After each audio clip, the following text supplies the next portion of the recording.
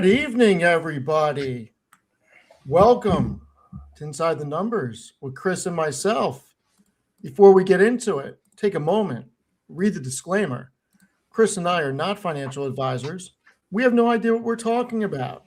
Take everything we say with a grain of salt. And remember, everything is our own opinions, and you should do your due diligence before making any investment decisions.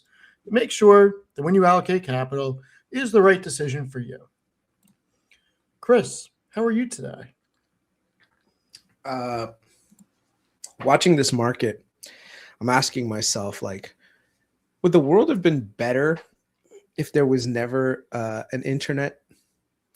Would there have been? I thought you were going to say you're watching the market saying, man, these people who didn't listen about Verizon. No. That's already done, bro. I'm enjoying. Verizon's been a nice 49. hedge. Almost 50 today. It was actually 50. Yeah. No, Verizon was up. I don't know if you saw Sprouts was up. Sprouts was up. Yeah, Sprouts was up like 4 or 5% today, I think. I mean, this is the sector rotation that's happening, right? People are just looking for companies and stocks that are not necessarily correlated to the AI theme right now. Well, I mean, to the AI disruption theme, which is fine. I mean, look at this. Kind of crazy to see this thing actually starting to recover a little bit. I wonder if this is the bottom, but then I don't know. I haven't bought any position in Sprouts yet, but clearly today was some buying opportunity, like some heavy buying. So I have to do more analysis on this, like to see like what if there was any news that was a catalyst for these guys. But sure, yeah. It looks like it's establishing a bottom. Well, not only that, but like other companies like Albertsons and Kroger were up today too. So I wonder if there was some general information that happened in the retail sector other than maybe just some rotation, worth looking into. I wouldn't call this like these other ones. They have much thinner margins, but I think Sprouts could theoretically do better just because they do have a better capital allocation portfolio, and then same thing with profile, and same thing with their cash flows are very buyback centric, and so yeah, they could theoretically remain a compounder going forward. So then companies like, look at this, Waste Management. I mean, you're talking about a company that's not going to get disrupted by AI. It's damn Waste Management, unless AI can figure out how to pick up people's garbage and everything else, that'll hold its value. So that'll be interesting. Yeah, a lot of stuff today. I mean, look, there's no easy way to put it. Not going to sugarcoat anything. Today was a brutal session for a lot of people. U.S. equities got clobbered. Tariff chaos collided with AI displacement fears. I have a little bit of an issue with how quickly information gets digested, and the fact that an opinion piece on Substack can ignite such a furious sell-off. Not that there wasn't good points raised in it, because there obviously were, but it was written from a perspective of being in 2028, and you can't prove or disprove it. And it just added on to everything else from last week. So the market's in a really interesting spot right now. Okay, one thing before you go.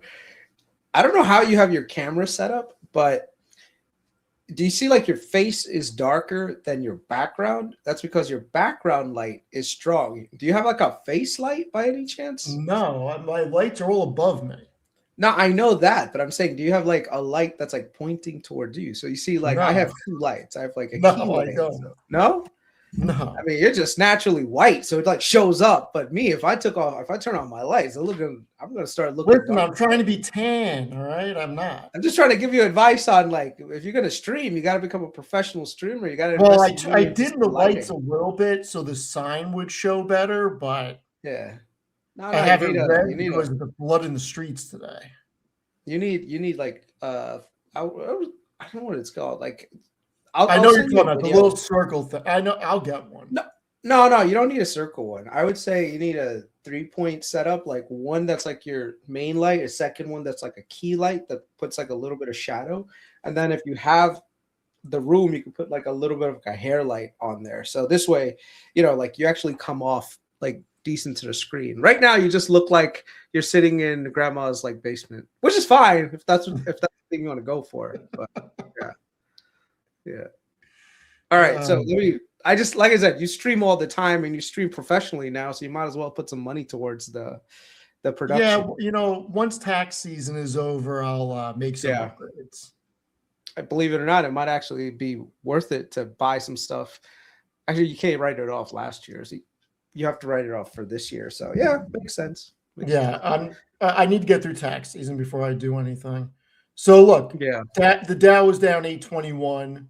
And I said this earlier on Amit's show, the people who are indexing and chilling are not feeling anything. And the reality is it sucks being down money. But at the same time, this is the risk that everybody takes, including myself, when you allocate capital to individual equities. And if you're not willing to roll with it through the pain points, you have no business reaping the rewards when things turn. I'm not saying it's going to turn on any specific thing. I'm just saying that this is part of investing, and this is why when you're investing in individual stocks, you got to stay on top of it, and you got to do your due diligence, and you got to do your research. And for some people, it may be better just to go S&P. I mean, S&P is not down 30%, 35% in the past month. Some companies are. It's a bad situation out there for SaaS. Companies like Microsoft have rolled over. I mean, Microsoft's in a legit bear market, down 26, 27% from all-time highs in November. One of the greatest companies we've ever seen. So the market's in an interesting situation right now. And I feel like the market is on the shoulders of Jensen at this point in time. And I hate saying that. I don't know how to approach the situation, but I'd say this, like, I feel like this is DeepSeek 2.0, and there's a couple of reasons why it's DeepSeek 2.0. A lot of the arguments that are being made about how AI is going to disrupt this and AI is going to disrupt that, it's to me, it seems very clear that they don't necessarily work in technology, because there's a lot more to it than just writing code that happens in tech, right? So the adoption curve isn't as simple as, if you just create an app that's a lower cost, people will automatically adopt it, right? Especially at the enterprise level. It's not as simple as that. Like if you thought that the only moat that Google had for Chrome was that, it's a browser, like, no, there's way more to it. Like there's a reason why more people use Chrome than any other browser on the planet. I mean, there's other browsers that are out there. How come people don't go to it, right? Same thing with a lot of the software names that are out there. There's a lot of other programs that could be created that are very, that provide the same services, I would say, that cost maybe a third or even a tenth as much, but people are not switching to them. Why is that? Here's an example. There's a company called Zoho in India, right? They have a lot of similar things like CRMs, like equivalents to Salesforce, but you don't see like the entire industry switching to Zoho. Why? Right? Because there's pre-existing relationships that a lot of the enterprise have. Like people have like use cases that they've gotten used to over the last like 10, 15 years of using certain products, and sometimes the cost of stripping out something that already exists to try to adopt something new it's much more difficult. So I think this notion that just because there isn't alternative that could be vibe coded means that everyone's going to switch over. And I think that's where the market is getting it wrong. Now, do I think that some level of multiple compression is justified? Absolutely. I think software, especially like certain software, the amount of people that were paying crazy premiums for some of this software was just out of this world. So whenever anyone sees like, oh, look, this stock is down 60% from where all-time highs, I have to ask them, like, okay, well, what was the valuation on a multiple? Why is that all-time highs? And when they say it, it's something usually pretty ridiculous. And I'm not talking about like a company that's still growing 30, 40% a year. I'm saying like they were growing at 10, 15% per year, and at the same time still getting like a 30 multiple on a forward basis. So it makes you think like, wait, why were you paying X amount of dollars for a company that's only growing 10% per year, but their multiples this high? So now there's been a re-rating, and the key here is eventually the bleeding will subside. I think the companies that are getting re-rated right now will have an opportunity to prove themselves and say, look, we haven't seen any material revenue loss. We haven't seen any material degradation in margins, and we haven't seen any material degradation in pricing power. And if they're able to demonstrate that, then the market will realize and they'll buy back in. And, you probably won't get the same crazy multiples that you did like during 2021. But most companies, in order to generate value for shareholders, they don't need to have that kind of multiple anyway. Like 30 multiples just doesn't make sense. Yeah, I'm in the same camp, and I have a very similar take on SaaS right now, where nobody knows. I don't know, you don't know, nobody knows what the future holds. We can only go by historical data and logic. And right now, it seems like the market is punishing everything because they don't know which companies are going to get displaced and which aren't. And they're probably thinking the ones that aren't, they'll rise back to the top. And the ones that are going to get displaced are going to get displaced. Now, the whole thing about vibe coding, and I actually built something, and I'm an idiot with this stuff. I don't know how to code. But Claude makes things really easy. I'll show you what I built afterwards. And why don't you just show it to me now? No, I don't. Secret project. No, I'll show you later. Okay. So my thought on this is that you're going to have a lot of smaller companies and a lot of individuals playing with this and building things that they can use to make their lives easier, potentially save money. It becomes a much different thing on an enterprise level, especially when you start getting compliance and other things involved. And when it comes to certain aspects of the business, you're not running payroll through something that's vibe coded. You're not doing your HR stuff through something that's vibe coded. There's just too many things that could go wrong. And if they go wrong, it opens you up specifically for wage and hour lawsuits. And wage and hour lawsuits in certain states are diabolical.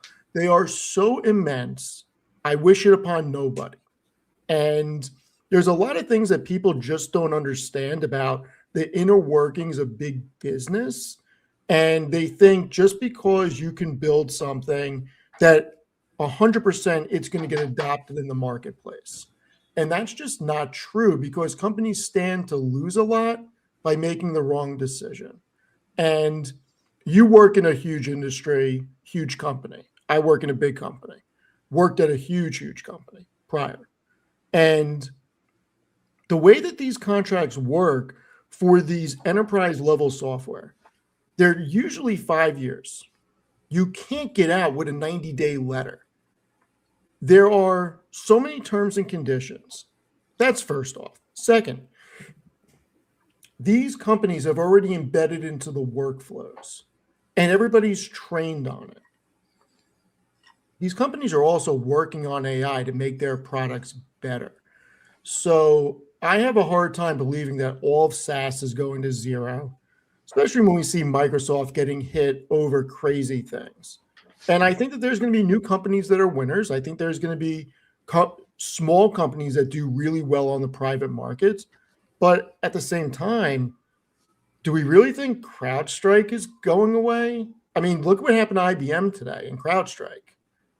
Yeah. I mean, you know what it is? I think, and this is just my theory, I think a lot of people are starting to become too reliant on AI for investing. I know I saw, what's his name? Matt created something to basically do that. I fear a lot of people are going into these LLMs and just putting in information and saying, what should the stock price for X be? And, that's fine if you want to go using AI and use the tools that are provided to you. But when I look at people do that, and I think it's becoming more normalized, I think that there's a certain level of things that they miss. Right. And not to mention, you definitely need to check for accuracy, because accuracy is everything, right? Like if the data that gets input is incorrect, then you're going to get an incorrect end result. But I think as an investor, you have to realize that there are things that the LLM cannot pick up on. One, they can't pick up on sentiment. Number two, sometimes the news can significantly change between whatever you input today and what the expectation was tomorrow. Here's an example: Novo Nordisk. Novo Nordisk fell by about 15% today. And the reason why is because they had a late stage clinical drug that didn't perform nearly as much as they could have. Like, AI could not have known that.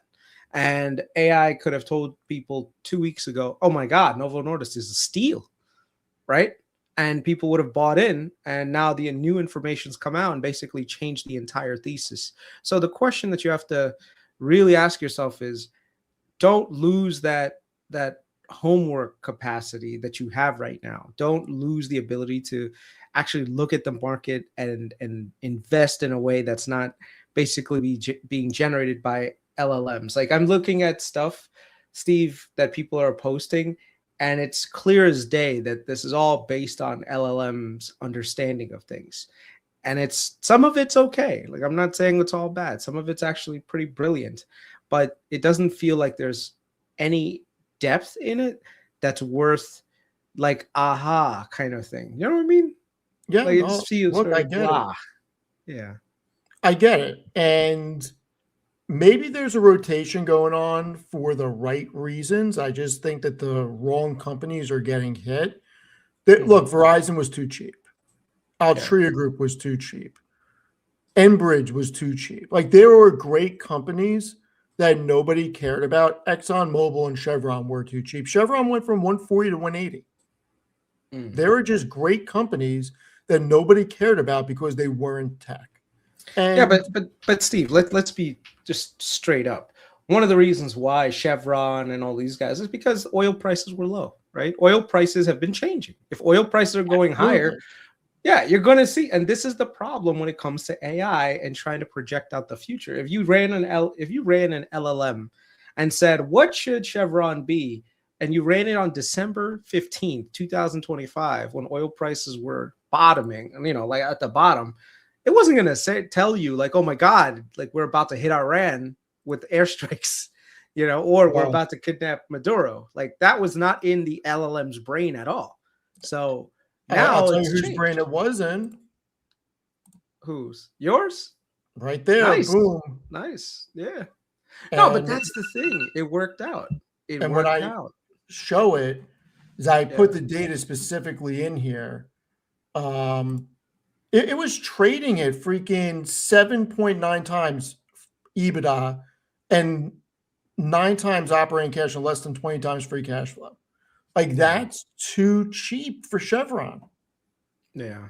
It's a huge cash flow machine with good earnings growth, and their cash from operations, buybacks, and dividends are just immense.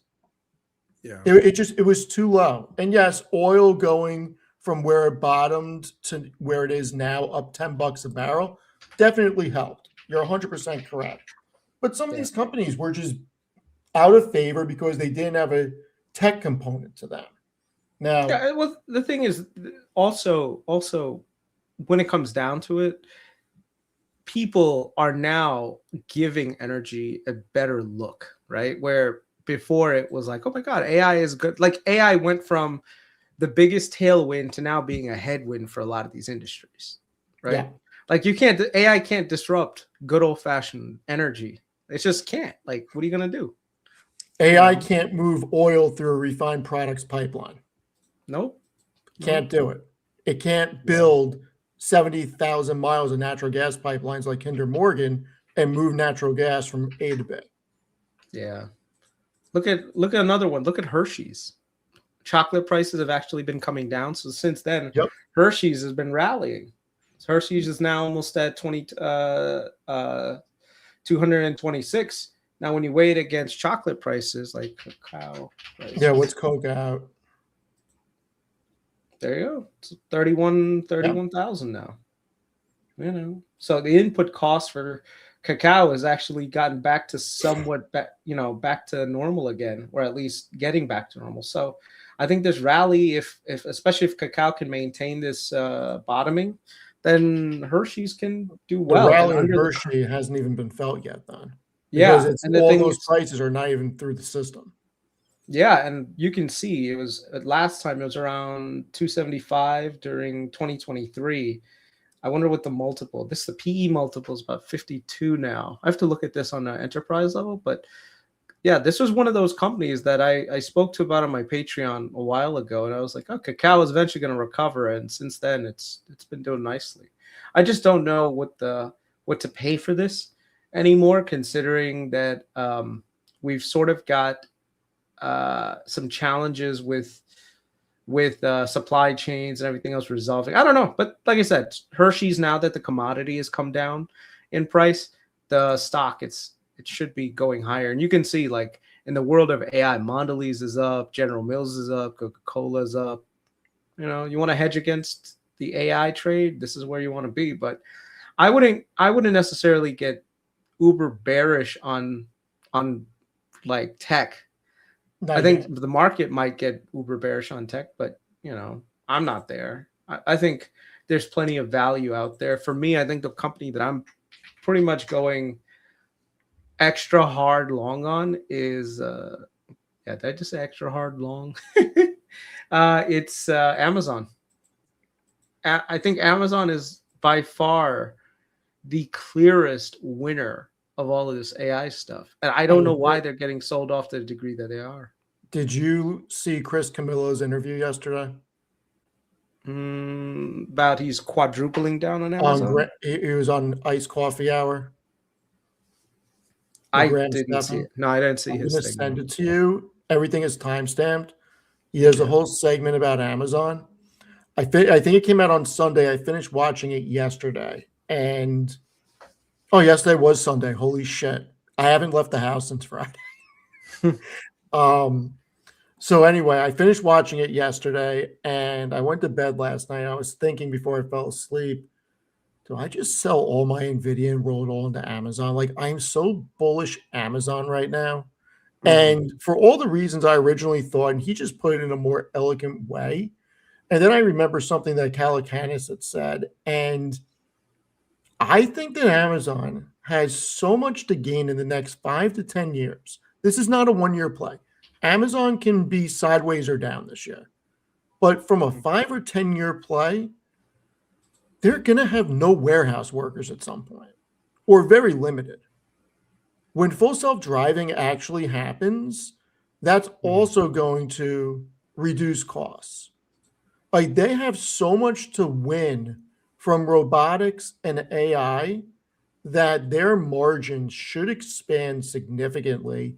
They own 15%, I believe, of Anthropic, and they're trading at one of the cheapest valuations they've ever traded at. I think it's one of the best companies in my mind for me to make investments in right now. And it's the next one that I seriously start allocating capital to. Because I have a full position on Nvidia and Meta. I don't have one on Amazon, relatively compared to the two of those. And that's the next Mag 7 that I really want to increase my exposure to a lot. Same with Microsoft, but not as much as Amazon. Yeah, I'm in it with you. I think Amazon has some unique opportunities right now that the other Mag 7s necessarily, they're I would say the other Mag 7s are already kind of priced in a little bit versus Amazon, which everyone just, I don't know. It's weird it's actually very weird to see Amazon being this low. But then again, I have to remind myself, like, they pretty much just shocked the market with their 200 billion in capex. And the thing that I think eventually what we're going to see, and this is just my prediction on this. Maybe it'll be a year from now, maybe 2 years from now, but I think a lot of the people that currently sold off the Mag 7 because of this massive Capex wave are going to be on the other side of things. And what's going to happen is you're going to see a sell-off in probably the Nvidias of the world, and people might be rotating into the Mag 7. And the reason why is because right now the benefit for AI, most of the, like excess cash flow is all going to Nvidia right now, right? So you see all these people using LLMs, you see all the hyperscalers building out this infrastructure to support the LLMs. You've got, all the corporations that are buying services from these hyperscalers. All of them, all that money is making its way into Nvidia's coffers. And at some point, Nvidia is going to be like, okay, well, like people are going to say to themselves, I don't necessarily need the latest, greatest model anymore. I can do majority of what I need with the current system that I have and the value that it's providing. And so that during that digestion phase, I think there's going to be a slowdown in Capex. And when that slowdown in Capex comes, you're going to get like harvest mode for a lot of the hyperscalers' expenses, right? Like right now, Amazon may be spending 200 billion, but I don't think that this is going to be an indefinite value proposition for them where they spend this much of their working capital. This much of their operating capital on Capex. Like it's just not even remotely possible in my brain. I think at some point, the amount of money that goes out the door is going to, it's not going to be less, but it's probably going to be flat. And there's going to be more money coming in. And once again, as a shareholder, that's what you want, right? You want more money coming in than more money going out. That's the basic equation that you need to see as a shareholder. And I think in that regard, Microsoft will do well, Google will do well, Amazon will do well. But the difference is Google is already at a very high expectation point. Microsoft is getting sort of sold off because it's the primary seat-based software company. And so there's a lot of negativity associated with that. And then also Microsoft has been the biggest investor in OpenAI, and OpenAI does not seem to be in vogue anymore. So people are wondering if the valuation that Microsoft is basically, supported for OpenAI via compute and everything else makes any sense. And then Amazon's kind of in the same boat in that Amazon has put a lot of money into their AWS segment via all the Capex. But where are they going to end up in the future? Because they don't have necessarily an LLM of their own, but Amazon's okay with that. Their business model is, hey, listen, we don't want to have our own LLM. They have their own LLM. It's called Nova, but it's not like one of those major LLMs that's out there. But the point is, you can use a lot of services, and they're all built on AWS, and AWS has a lot of staying power. So I think in terms of like valuation wise, the best opportunity in the current market is definitely Amazon, and Microsoft is starting to get there. It's not there yet, but it's starting to get there. Yeah, look, I agree with everything you said, and we normally align on probably 95% of things. And what I think a lot of people are getting wrong in the demand for compute is, when does it end? What I think they're getting wrong is, the reality is it ends when demand for compute stops growing. These aren't speculative bets on technology that might work. Microsoft, Amazon, Alphabet, and even Meta, they're deploying capital in a response to existing paying customer demand that is currently outpacing supply. This is a dynamic of capacity constraints, and the spending slows when supply meets demand, which doesn't look like it's going to happen anytime soon. Not when somebody has an opinion or somebody rings a bell.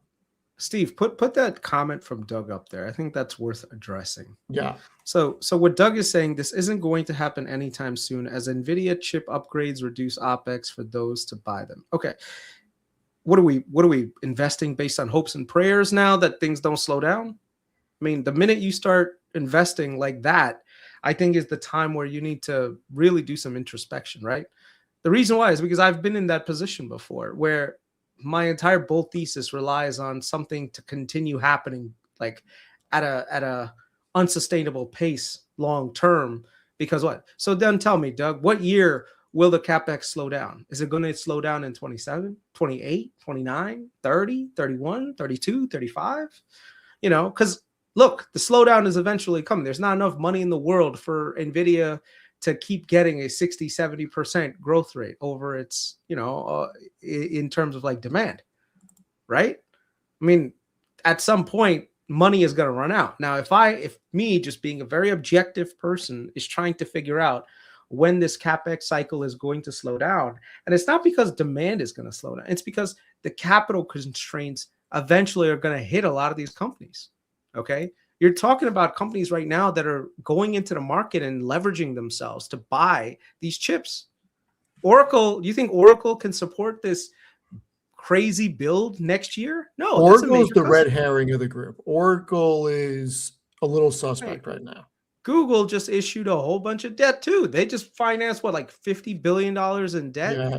Amazon's so here are the free, numbers. Yeah. Amazon's free cash flow is literally going to be next to zero this year. No, and it's you're telling me that what? Yeah. So, right, but then that begs the question. Then next year, how are these companies going to finance more? Like, how is Amazon going to spend $280 billion next year if that's the goal? So right now, this is the key metric right now: net liquidity. Mm-hmm. Yes, Alphabet tapped the market. So did Meta, which has never really happened before. And I was surprised that they chose to.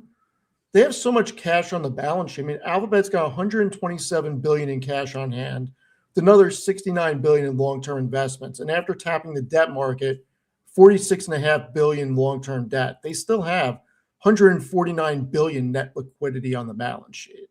I mean, all of these companies still have positive net liquidity after stripping away long-term debt. So they're able to finance this. And right now, as of 2025, not 2026, it all was paid technically from cash from operations. Amazon is 100% going negative free cash flow. I'm not even going to say 99%. I don't believe that they're going to add 60 billion in cash from operations year over year because they've never done that, ever. Mm-hmm. It would be shocking if they do. I'll rephrase, 99.9% there will be negative free cash flow. The other three probably won't be. Now, in 2027, another one could go if Capex continues to grow. But at this point, these companies, I'm not worried about these four. I'm worried about Oracle. One more thing too, Steve. These are Capex numbers that we're seeing from their balance sheet. A lot of these guys have off-balance sheet obligations that are not showing up. Like, look at Meta's deal with Blue Owl, right? Blue Owl said that they were going to finance the deal for their giant data center over in Louisiana. Clearly, Blue Owl is having trouble financing those deals now, right? So any future demand is going to, like, PE right now is breaking, okay? So private equity, which was also another big proponent and supporter of a lot of these expenses, they're starting to waffle now. So the availability of credit and liquidity are a major, major problem for additional Capex spending beyond 2027. That's the Blue Owl is yielding 8.3% right now. I'm not touching it. I don't care. Look at the amount of pay. Look at their payout ratio. Look at their payout ratio. I know. So the point that I'm trying to make here is that everything is fun and games and everything until you run out of money to finance these deals, right? And the thing is, AI in itself is theoretically right now a loss leader for these companies, right? They're investing a lot of money to build out this Capex and everything else, but in terms of total profitability, it's not there yet, right? OpenAI, like Sam Altman said, look, don't look for any profits from all this that we're doing until 2030. Anthropic is in a position right now where the Chinese are basically copying them and releasing their own models. So Anthropic's valuation seems a little bit challenged. So this is where you really have to take, you have to basically be, how do I say this? you have to be cautious. I'm not saying, oh my God, just go sell everything AI tomorrow morning, the market's going to crash. No, it's not like that at all. But I do think that at some level, the amount of spend that's going towards the infrastructure build has to, whether it be because of a lack of credit and liquidity, or because there is a certain bottleneck in terms of infrastructure like electricity and water and regulations. If those things come along, I think we could see a pause. The other thing that's an X factor right now is that Trump, I think at this point, the Trump candidacy is pretty much lame duck status. Like, I think after the midterms, it's going to be proven that he's a lame duck, in which case now the legislature has been primarily very, I don't know what to call it, enabling to the president. And I think instead we might get a Congress that's heavily geared towards maybe punishing big tech. I mean, you saw the whole thing with Susan Rice this weekend, right? And so if we have to go back into punishing big tech again, that means that, they might take away the bonus depreciation. They may end up putting some legislation going forward that limits these companies' ability to consolidate, industries. And I don't know what's going to happen. But the point is, we shouldn't go into this with like the rosiest pictures of the world. We should at least try to bring some reality into our expectations, and try to at least understand when there's going to be a sea change in expectations.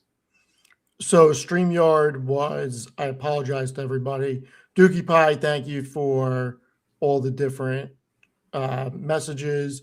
Dougie, I'm just getting to yours. StreamYard just updated. So, okay, so you be first to not buy the newest, most efficient stuff. Everyone else will be growing their operating margins. I mean, that's a fair point. And that goes back to the prisoner's dilemma of all of the companies having to continue to buy from Nvidia, buy from AMD, buy from Broadcom.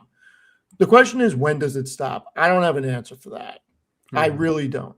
And Chris and I have discussed this since 2023, I believe, about when does the Capex build out stop. And I've been on a 2 to 3 year roadmap, and I've been expanding that. If I had to take a guess, and I do not know, I have no clue, this could keep going for quite some time.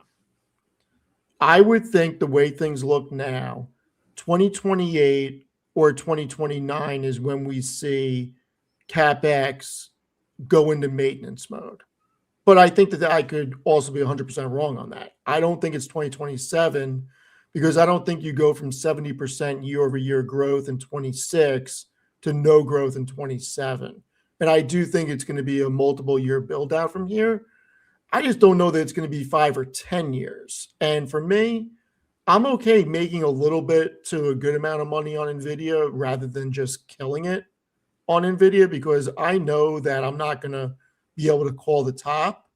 And I'm more concerned about Nvidia reversing drastically to the downside at some point rather than Amazon. And at some point, I do want to at least take my initial investment out of Nvidia and roll it into something else, because I know I can't see the future, and I feel better about Amazon over 10 to 15 years than Nvidia. That's just my own opinion. I could be 100% wrong. I would say the time, like right now, I'm by the way, I'm net long on Nvidia. Okay, I have a big position in Nvidia. I'm very long in it. But I know going into 2027, I'm going to be extra cautious on the financing, and I'm going to be monitoring what level of financing or the availability of financing that these companies can get in order to support this Capex build. Because I think at some point, if the future guidance becomes even remotely challenged on expectations on how much they're going to spend that year, next year, like right now, you're saying, oh, I think that they're going to, like you said, like they're going to go in maintenance mode in 2028. The market is forward looking, right? The market is, so you have to be right almost 12 months in advance, right? So that's the first thing. So if you think that 2028 is when Capex is going to moderate, like, to maintenance mode, that means that there's going to be a gradual step down in 2027, which means that now, if the not a step down. I mean, so step down as in growth rate year over year, yes. Yeah. Absolutely. So basically, they're like, if Amazon is spending 200 billion this year, next year they're not going to spend 400 billion. They're not going right? to spend They're 400, maybe they spend right. 250. Right, they spend 250, which Yeah. means that it's a gradual reduction than what they were spending this year. Like this year, I think it was supposed to be we like had 140. this year Yeah. a 70% year over year. Yeah. And I actually have all the data. Give me one sec. Yeah. In my opinion, there will probably be like the growth rate will probably be cut in half for Capex for all of these guys. Yeah. So with the exception of Oracle, which will probably be flat, but go ahead. Oracle, I am the most concerned about and most interested in. And I'm not doing any research on it until the new data comes out, just because it's not worth it. I know what the numbers are. They're going to change so drastically, you can't handicap it. Yeah. So right now, we had 55% year over year growth in Capex in 24, 65% in 2025, and 70.5% expected in 26. Do I think that it's going to go to 80 or 90% in 27? No, I don't. I could be wrong. I think that we're going to see a step down, like Chris said, to probably 35 to 45% growth in 27. Yeah. I don't think that they can continue to sustain this type of growth rate, especially when 4 companies are spending 610 billion in this fiscal year. Now, that's not bearish Nvidia, but at some point we have to be realistic about this type of investment cycle. Let's call it what it is. This is an investment cycle for them. Yeah. Investment cycles end. Every single company, every single industry has investment cycles. We just don't have a clear indication of when this one ends. And when this one ends, it's likely to have a shock to Nvidia. And as far as Nvidia goes, it's one of the greatest companies I've ever seen. I have a very large position in it. Well, Steve, not just Nvidia. Everyone else that's touching the infrastructure build Micron, is going to AMD, get killed. Broadcom, Seagate, all of them. Absolutely. Yeah. It'll go back to a true cyclical business, without a question. We'll likely see, and you and I have talked about it, boom bust cycles the way DRAM was after this initial investment phase is done. I know that I'm not smart enough to be able to see all this unfold before it does to make the right decisions. And I have a number in my head of Nvidia when I want to exit at least the initial investment. And that number is probably 275 to 300, unless something starts to change. But I can tell you this. If Nvidia gets to 230, 240 this year, I will throw a stop loss out at 225 as a just in case. Only because I think it can be very volatile. And I'm not going to be caught holding it from there all the way down again. That's just not going to happen. And there are other plays that I would like to make with that capital. So I hope it keeps going up and that stop loss never gets hit. But I think it would be prudent to do that as protection instead of buying puts for me. Yeah, I think for me, seeing where the Mag 7 is right now, I think eventually it's pretty much just going to be a simple rotation. Just rotate out of the clearly the cyclical business. And this is what I don't know why this keeps happening, but it feels like Mr. Market just keeps. Semiconductors are a cyclical business, and yet people think that the cycle, when they're in it, is never going to end. And we have so much data on that point too that proves it. Right. Yeah. It's like this is not a new phenomenon for some reason, but yet people are still caught up in it, But that's because that's how the market is, right? Market psychology is they look at the market and they're like, oh, this is working, buy. This is not working, sell, And so right now everyone is, oh my God, Nvidia, AMD, Broadcom, this is where I'm going to be because the Capex cycle never ends. The money never ends. Everyone is always going to just keep buying more chips. And eventually you realize that, wait a second, like this is, the cycle is over and, you're not going to see these companies die, but you're also not going to see the crazy valuations that they're getting right now, especially the memory side. I think these bottlenecks are causing this artificial feeling to the world. Now, the problem is we're going to look like complete assholes until the market corrects. I mean, to some degree. I mean, it's No, not like it we're not. is. It is. It's not like we're It not is. invested in it. No, I know, but the thing is, like, anytime anyone comes up with a thesis that's counter to the current narrative, everyone's going to call you an asshole. You know, it's just, and you have to get used to that. But it's one of those things that, yeah, it's like, here's an example. When I was talking to Vitali and these guys, when they were talking about Enphase and solar, you know, there was a lot of things, and I had to sit there and watch Enphase go higher and higher, and it was just like y'all realize that right now we're in this very limited time period where solar is aligned. Be careful, because at some point that alignment is going to go in the other direction, and you know, there's so many businesses out there that are cyclical, and what traps investors is they look at last year's numbers and they invest based on that. They look at the last 2 years and they're like, this company grew 30%, this company grew 50%. What are you talking about? This is where you want to be. This is the future. And what ends up happening is sometimes it's like, yes, it is the future, but there's also periods of digestion that we all have to go through. So yeah, I mean, look, it's going to be interesting, and right now the capex is not stopping, and the capex is, when it rolls, it's not just going to fall off a cliff, because you're going to have to replace stuff. There's going to have to be maintenance, and we don't know what it's going to look like. And look, to Nvidia's credit, they could keep coming out with better products that these companies say that they have to buy. We don't know what's going to happen. But right now, these companies are monetizing their assets.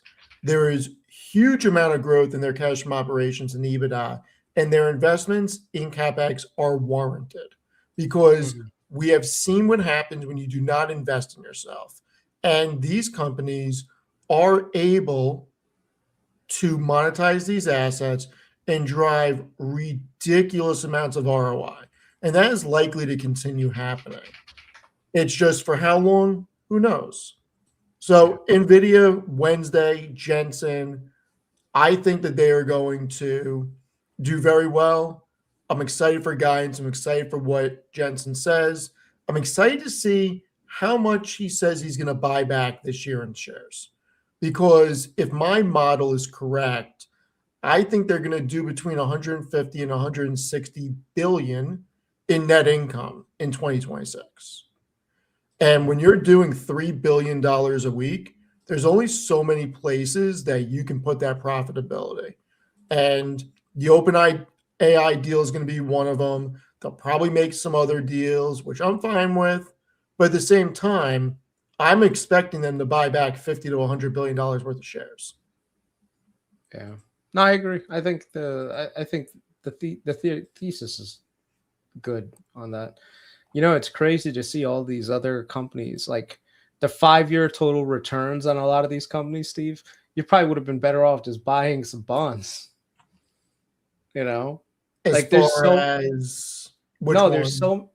Amazon 5-year return is not good. Yeah, Amazon, if you had bought 5 years ago, you probably would have been better off just buying a nice 7-8% yield dividend payer. So it's funny you say that, because there was a comment about, cool, just get out of AI and go into cigarettes. Well, over the past 5 years, Altria Group has actually outperformed Amazon on an appreciation basis, and that does not include all the dividends that they paid. And at one point, the yield was over 10%. Yeah, if you do it like a total return, 6.5%. You know, fiscal AI, you can do the total return, right? Oh, love to see it. Sure, here. Let's see. So MO. Okay, so if you look at this and you go to, where was it? Overview.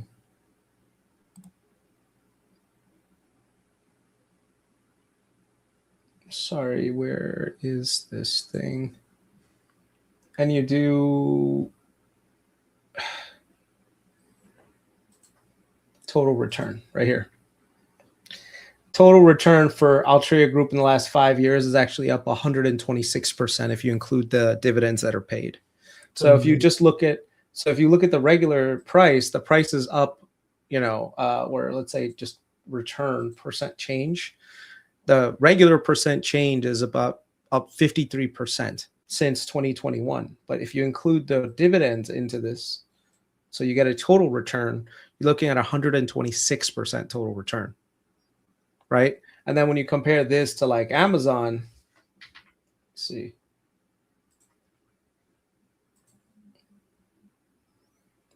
Cigarettes outperformed Amazon by a very wide margin.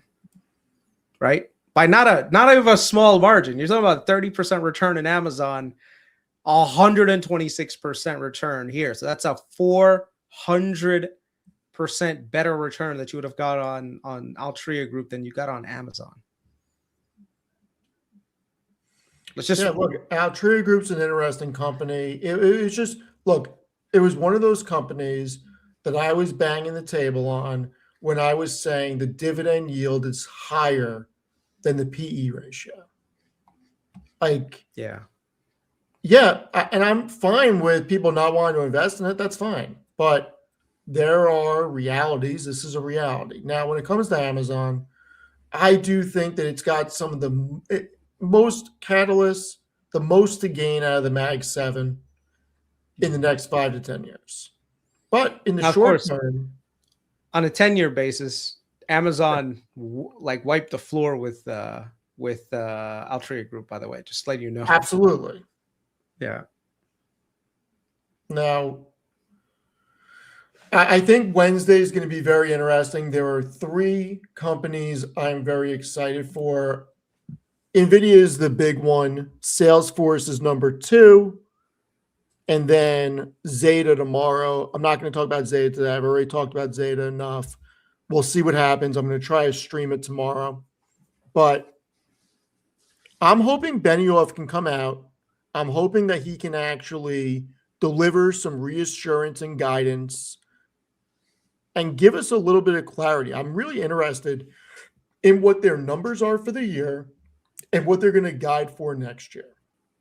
Now, I don't know if it's going to change anything, but I do think that we are starting to get to a point where these companies are putting up too much profitability to continue going a lot lower. ServiceNow at 100 is getting a little interesting. Now, I'm not saying it can't keep going lower, but I'm going to have to put a stop loss in 95 and just get stopped out of a position. I'm not riding ServiceNow down to 70 if that's what it decides to do. But I think that there are great companies that could have a high probability of rebounding. The market's scared right now. It's trying to figure out who the winners and losers are. And there's some earnings reports that are going to be really critical. And we also have a few things coming up. I think tax season is going to be a catalyst. I think there's going to be a lot of tax returns coming back. And I think a lot of that capital is going to find its way into the market. I'm a big believer in that. Yeah, it's likely. It's likely. And here's a question to you. Like,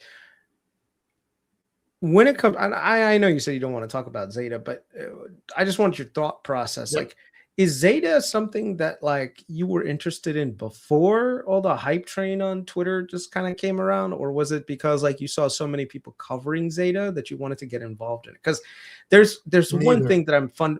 Neither. There's one fundamental thing that I'm going to try to do this year that I think if I do it, I'll probably be better off, in that there are certain hype thematics that come around and sometimes I get curious and then I research them and I feel like I end up getting biased into it. And then I'm like, oh, I think this is great, but it's just me. Like, I don't know what it's called. Like, becoming a little too biased in something. Yeah, like BMNR, like someone pointing out. Yes, very much so, BMNR. So I just want to know, like, did you like, was Zeta like an organic thing? I didn't even know what Zeta was in November. Okay. I didn't even know what it was. I'd never heard of it. A bunch of people started talking about it, and I first found out about it from Amit's Substack when he wrote the article on it. So I read his article, got a little curious, more people started talking about it. I'm like, all right, let me see what this company is about. I started doing the research. I started listening. It's kind of the same thing that happened with SoFi. And the turning point for SoFi with me was Noto's speech from Stanford University. And I started watching some of Steinberg's speeches, and I got more interested. Then I saw the interview from CES that Ives did with him. And there was one specific thing that got me like, holy shit. So back in 2017, he walks into the boardroom and says to the board directors, BOD, that we're making $50 million a year right now in EBITDA. We're going to make $0 the next 3 years because I'm redeploying 400 engineers to becoming an AI facing company. Otherwise, we're going out of business. And he made no money for 3 years and went from being, I mean, look, when you're a small private company, $50 million of EBITDA is a lot of money. And that's not an easy decision to make, to rip and replace and overhaul that model. And if he had the foresight back then to do that, and I start looking at the numbers, growth on revenue is accelerating. They just flipped operating income last quarter to profitability. And it looks like 2026 is going to be the first year that they're not just operating, but also net income profitable. And they just did an acquisition with Marigold, however you pronounce it. That looks very interesting. I think it added 20 Fortune 100 companies to the repertoire. And their Zeta Global conference, I started doing a lot of research on. More and more of their customers are going to it. It's becoming a big event. And the statistics that keep getting discussed from their customers are that for every dollar they spend, they get $6 of ROI on. And maybe advertising, maybe what they do can get disrupted. I have no idea. I'm not that smart. But the numbers are going in the right direction. Growth is accelerating. And it's a $4 billion company that I think can do 50 to 100 million of net income in 2027. Maybe they do 50 million next year, 100 million 2027. Or I should say this year is 2026. But I think this company can get to 15 or 20 billion and be a 3 or 4 or 5x. Because going to 20 billion in this market environment is not crazy. There's a lot of companies that have been between a 20 to 40 billion market cap that don't do the revenue that Zeta does and won't do the profitability that they're likely to do in 26 or 27. Now, I'm not saying I'm going to stay in Zeta for 10 years. This is more of a short-term investment for me, which I don't normally do, but it's because the data is dictating it for me. Okay. That makes sense. Makes sense. Like I said, I'm just trying to research the thought process to make sure that I am tailoring my investing back to what I do best rather than trying to FOMO into things my friends are looking at. Because I think that I have done poorly when I've just followed the crowd, and I've done well when I've kind of created my own thematic. And so now I'm kind of like a little bit more aware of that. And so now, even if I see everyone talking about something, I'm kind of like, nah, it's fine. Y'all enjoy it. And I am purposely probably not looking at it. So before I would be like, oh, everyone's talking about this. Like, what am I missing out on? Let me go research it. And sometimes that can create my own bias. So now if I see everyone talking about it, I'm like naturally just taking a step back and saying, nah, it's fine. Let them have their fun time. I'm good. So look at this real quick. So the revenue is going in the right direction. It's accelerating. Super interesting. And we'll see where they end this year at. But operating income from losing hundreds of millions to now being operating positive. That's a great trajectory. And I'm getting in right when they're flipping profitability. It looks like net income profitability can either come this year, depending on how strong Q4 is, or in 26. Super interesting to me. EBITDA tells a huge story because hundreds of millions being lost, and now they're doing about 54.5 million, and that's without Q4. And then when I look at the cash flow statement, their free cash flow is 160 million without the Q4 numbers. Puts them at a very attractive valuation based on the market cap for the amount of growth. And then I look at the analysts that cover it. They got growth. I mean, this just jumped up on EPS. They're expecting 97 cents, and I believe this is non-GAAP for next year, but it puts them at 17 times 2026 earnings on a non-GAAP basis. And revenue growth, they're expected to do 28% this year and 34% next year, or 26. 13 analysts, that's the consensus. So I think that this could do something in 26 where I can make a good amount of money and get out. It's a strategic bet for me. That's really what this is. Like I said, I'm sort of chilling on the sides, man. I see too many people like just talking about stuff. I've gone into it and I've researched it and I've created my own biases. And the other thing is, because you guys are my friends, I'm even more biased because I genuinely wish you guys well and I hope you do well. So don't recognizing because I'm doing it. No, but that's what I'm saying, that when I look at something, right? Yeah. I'm like, oh, all my friends are in it. So my brain is automatically looking at this in terms of, I hope my friends do really well, right? And so when my mental state is, I hope my friends all do well, I can't be objective. Like, I get it. I would throw the objectivity out the door because who wants to see their friends like lose money, right? Nobody. So naturally, the bias comes in, and then what happens, it's almost like a reinforcing cycle. Then you're looking at this company with instead of looking at it with a skeptical lens, you look at it in a positive lens, and then it kind of just leads from there to, oh my God. And then, everyone keeps talking about it, and it just kind of feeds into the hype cycle. And then not hype cycle, but it feeds into the bias, and then you get confirmation bias. So, like right now, before you even said anything about Zeta, the three things that I would look at critically before you said anything was, okay, what is the industry standard multiple that this company is going to get? Number two, what kind of long-term growth are they going to have? And like, when are they going to, is this something that they can sustain over a long period of time? And then now with all the compression that's happening in software and basically this whole thing with AI, being able to replicate a lot of the functionalities, is the functionality of this company is going to be challenged in the future. So all of these things are things that I would naturally look at in terms of like a skeptical investor. But because you're my friend, I may ignore a couple of them. I would say, what, Steve's probably right. Don't ignore them. I'm going off of the data and where Palantir was when I first got involved and nobody else wanted to, where SoFi was when I first got involved and nobody wanted to. And look, the reality is it going to suck if it goes to zero with the amount of money I put in? Yeah, it's going to suck. But is my life going to change? No.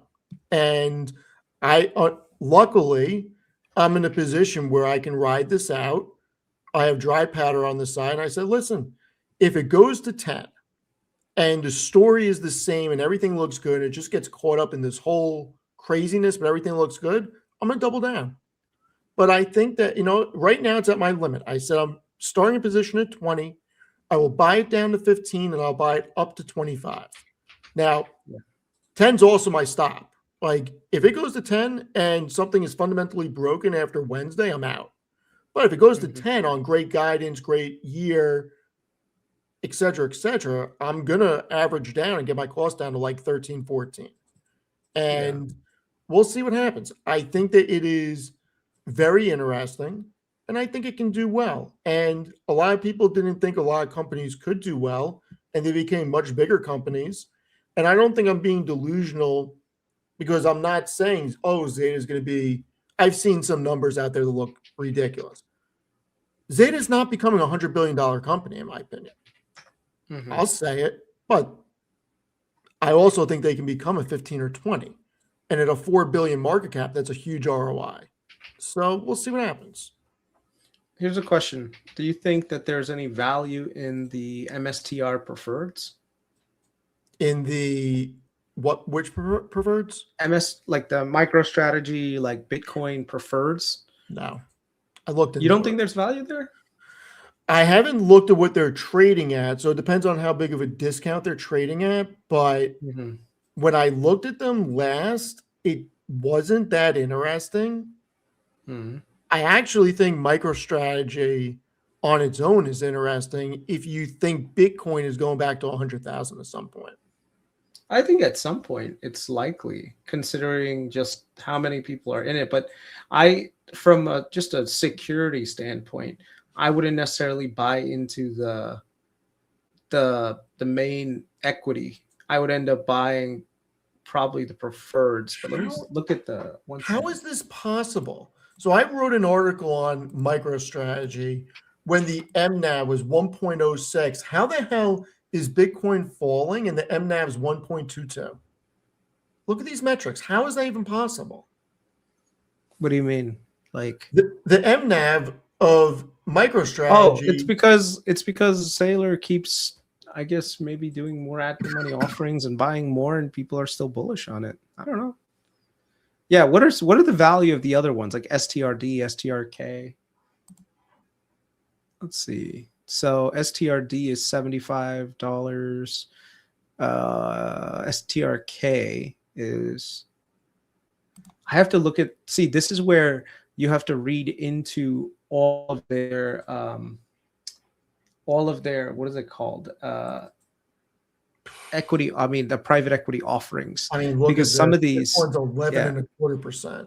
Yeah, but that's the thing. You have to be careful, Steve, because some of these have different like regulations on how they are able to issue those dividends, right? Like some of these are variable dividends, some of them are fixed, some of them have this protections one looks in like them. It's a variable. Yeah, it's definitely a variable, so it's probably not the thing that you want. Like I think the STRK was the one that I think had the convertible. Yes, this is the one that was convertible. Go to STRK and see what's the price on it. 78 right now. 70. So it's a 10% yield, and I think it's a 10% qualified yield. Did you notice that? Mm-hmm. Let me see. I have to. Yeah, I don't know enough about them. I think strategy is interesting for a gamble if you have time and you think Bitcoin will eventually rebound. I mean, to be perfectly honest, I'm a bit surprised at how poorly crypto is doing. The whole point of everybody voting a certain way was because it was going to be better for crypto, yet crypto has just gone down. I am hoping from an investment standpoint that once legislation is signed, we will see a rebound. I just don't know if that's going to happen or not. Yeah, I think right now I'm okay, so distribute quarterly conversion. Each one is convertible up to liquidation preference. It has a liquidation preference of $100 a share. Perpetual. Is it secured? MSTR income Bitcoin. Yeah, I don't know. I'd see. I'm gonna go through all of the.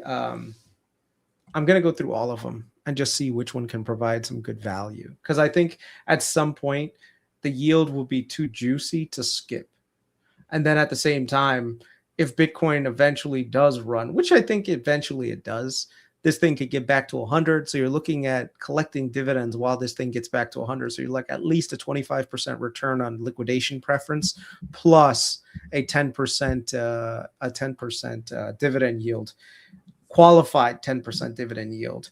And then there are underlying assets against this. So I have to look at like the waterfall on this company. Yeah. Have you ever done a waterfall analysis on? No, on I've MSTR? read other people's. I've never done one myself.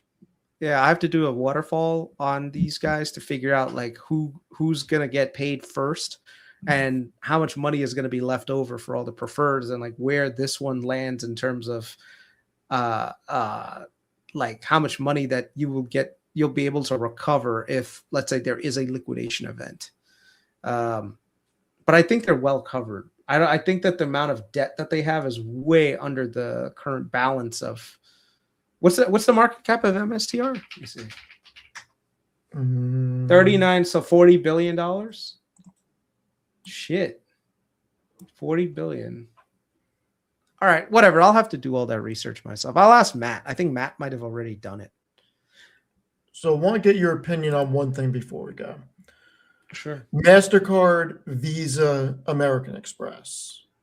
They got hit hard. They got hit hard because, from my understanding, the note and also stable coins, which I think is ridiculous because nobody's pulling out a freaking stablecoin credit card. So at some if point, anything, they're going to adopt the technology. They're not going to look. Every single POS system right now in the existence is tied to Mastercard and Visa in terms of like payment processing, right? So the rails are built for these guys. To rip and strip that is nearly impossible. So if anything, long term, there's probably value being created here. So yeah. Mastercard has gone from 601 to 496. Yeah. Yeah, it seems irrational, to be honest with you. Like, I'm starting to think that I got to do more research, but they have double-digit revenue growth expected and double-digit EPS growth. It's very interesting. I need to do some more work on it, but I'm starting to put a thesis together around it. I think, one idea that we should do, Steve, we should do on a weekly basis, roast replies on Twitter. Oh, I'm so down. I think when people say dumb things on Twitter, we should highlight them. And then I just don't want to I don't want it to become like people say dumb things just to become like, get on here. But like, here's an example. This is some, genius wrote this, of course, on Twitter. So I put like PayPal's valuation, like, the sum of all parts. If you just do everything first, before you go forward, I get so annoyed when people respond to stuff without their real name. I get so annoyed at this. It's fine. It doesn't matter. But the thing is, this guy says, if it was worth that, the share price would be that. So much fake hopium from PayPal pulls. The company is in full out competitive decline, and all the financials are about to fall off a cliff. If they don't go to $30, the share price will probably hit that in 2026. Seriously, dude, you're talking about a company that's generating $6 billion in free cash flow, and you think they're going to go to what, $15 billion in market cap? I mean, what financials are in decline? Revenue's growing every year. Year over year, revenue grows every year. Yeah. And the first comment, if it was worth that, the share price would be that. Really? So you're telling me efficient you subscribe to the idea of what efficient market hypothesis, that everything is valued what they're supposed to be valued? That's not how it works. That's not how it works at all.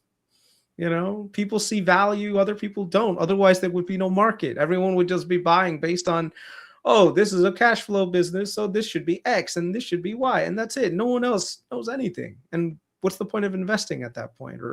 Or trying to do any of the analysis that people do. Why was Meta worth $80 3 years ago and now it's worth $700 or $600 something? Come on, it's just whatever. But yes, I think that we should get a collection of tweets, and just every day when we're ending this stream, I think I'm going to go in a little bit. We should do like one comment that gets roasted. Yeah, that's fine with me. It has to be really dumb. That wasn't that dumb, to be honest with you. I mean, it's just his personal opinion. But if they say something really dumb, it's worth roasting. I'm fine with. Listen, I am fine with the opinion. PayPal's being disrupted. PayPal's likely to continue going further. I'm fine with that. Don't say the financials are declining when they're not declining. Yeah, I think a lot of people, they're just talking out of thin air. Like, I don't know what they're talking about, but there's no fundamental understanding of the business. Their highest margin business, which is branded checkout, is starting to slow down. Their highest growth business, which is their Venmo division, is lower margin. So the thing is, if you think about it over a long period of time, they sort of cancel each other out. So PayPal is still growing. They're just not growing a crazy amount that they were growing in the prior years. They're still generating significant cash flows. Those cash flows are still going towards share repurchases. And at the current share repurchase rate, that's super value accretive to shareholders, right? Which is exactly why all these people are probably thinking about like, oh, PayPal's worth taking out at a pretty decent price. Do you think that was fake news, or do you think there's really people looking? I think there's people looking to buy PayPal. I think there's people looking to buy it. I mean, because you could strip. One of the challenges with PayPal that I think easily doable, you could probably use AI to reduce 25% of the headcount. This company has 24,000 people working for it. Doing what? That's my question. You get an operator like Elon in there that can cut the fat by 20, 30, 40%. And now all of a sudden you got a business that went from $6 billion in free cash flow to 8 to 10. And so your payback period shrinks materially. You're talking like, let's say you strip out 5,000 people from that company. Okay. You reduce, you get rid of all the dead weight. Cause when a company is public for too long, there's going to be a lot of debt weight. You take out about 5,000-6,000 people. That saves you about $2 billion in costs that drop right to the bottom line, right? You don't necessarily want to invest too much in personnel costs. You run this company like a traditional PE company would. You're looking at a payback period of maybe 3 years. Yeah, that's what I would probably do with it. Yeah, I mean, here's the thing. A lot of people thought Elon was crazy saying he could get rid of 80, 90% of Twitter. He did. It's thriving right now. Yeah. PayPal's got 24,000 employees. Yeah. Doing what? 24,000. I have no idea what they do. I'm not in that business. I have no idea. But if Elon can get rid of 80 or 90% of the people that worked at Twitter, and Twitter is thriving, you have to think that was before. That was before AI. That was before AI. That's before AI, before Grok. So you have to think that an operator like Elon or somebody else could probably run that company with 15,000 people. Yeah. I mean, it's PayPal. They're not a bank. They don't have in-person branches. They don't have retail stores. Everything is back end behind the scenes. You're telling me there are not automated, like when you think about you tell me they can't find 5 processes that they're doing that they can automate that can make them more efficient. There's got to be a lot of bloat in there. Whether it's at a management level or not, there's got to be bloat in there. So I think they can easily do that and expand margins. Is it going to suck because people are going to lose their jobs? Yes. My guess would be that's probably the people looking to buy, but they said it was like a major rival that was looking to buy them, I mean, there's other companies out there that could theoretically have a synergistic effect also where they take over operations, they reduce down redundancy. Now, all of a sudden you've got a cash flow heavy business going into this and doing a multiple re-rating, so there's ways to unlock value here that other people are probably going to end up seeing, and they're going to target this thing. In my opinion, PayPal should be taken out for at least, if I was looking at this from like just purely PE, like a private equity or from an investing standpoint, I'd say $70 is pretty fair. Take out the whole thing, $70, rip strip the cost. Get your 15, 20% annualized for the next 5-6 years, and then sell it in pieces, sell it in parts, sell Braintree on its own, sell Venmo on its own. Venmo could probably get a PE of about 15, 16, right? At least considering that it's growing fast. You could take the branded checkout, which is a business that's in decline, but still generates significant free cash flow. Probably get a 10 PE on it.